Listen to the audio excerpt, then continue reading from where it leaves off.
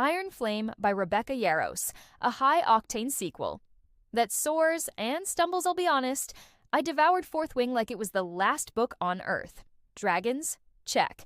A fierce but vulnerable heroine? Check. A morally gray, smoldering love. Interest?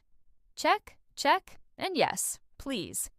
So, when Iron Flame landed, I cleared my schedule, grabbed my coziest blanket, and prepared to be utterly consumed. And was I? Well, yes and no. Let's talk about it. The highs. Action. Angsty romance. And big reveals. One thing Iron Flame does not suffer from? A lack of action. If you thought the third act of Fourth Wing was intense, buckle up. Yarros keeps the stakes high and the adrenaline pumping with perilous mountain treks, battles that will have you gripping the book like your life depends on it, and enough twists to make your head spin. And while some plotlines may feel familiar, or, let's be real, borderline predictable, there's no denying the sheer entertainment factor of it all. Then there's Xaden. Our resident broody, ride-or-die love interest is back and bringing peak, I'd burn the world down for you energy. If you're into that, and let's be honest, who isn't, you'll be eating well. His chemistry with Violet, still fiery. Their relationship, still riddled with tension, longing, and just the right amount of please kiss already angst. And yet, we'll get to that. I also appreciated the expanded world building.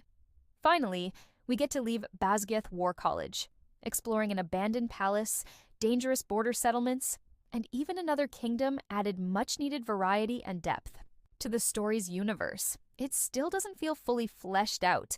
Give me maps, history, culture, I want it all. Well, but at least it's moving in the right direction. The lows. Repetitive drama, cheesy dialogue, and that ex-girlfriend trope. Here's the thing. Iron Flame is long. Like, really long. And a lot of that length comes from Violet and Xaden having the same argument on an endless loop. Xaden is too secretive. Violet takes too many risks. They argue, they make up, they argue again. Rinse and repeat for roughly 600 pages. I love a good slow burn and relationship conflict, but at some point it started feeling less like romantic tension and more like a stubborn standoff. Speaking of things that took me out of the story, can we talk about the dialogue? Look, I get that fantasy books don't need to sound like Shakespeare, but hearing characters drop modern slang like endgame or a hot minute pulled me out of the moment every single time. I love a good balance of contemporary accessibility and immersive world building, but some of these phrases felt like they belonged in a group chat, not a war college.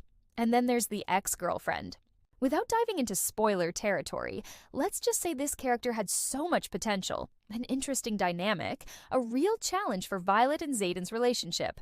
But instead, she was reduced to every tired, scorned ex trope imaginable. Sigh, the talking dragons. Love them or hate them. This one's personal. If you love snarky, opinionated dragons who have full-on conversations with their riders, you'll be thrilled. If, like me, you struggle to take talking animals, seriously, I know, I'm the problem. It might be a bit much. Either way, the dragons remain some of the best characters in the series, so it's hard to complain too much.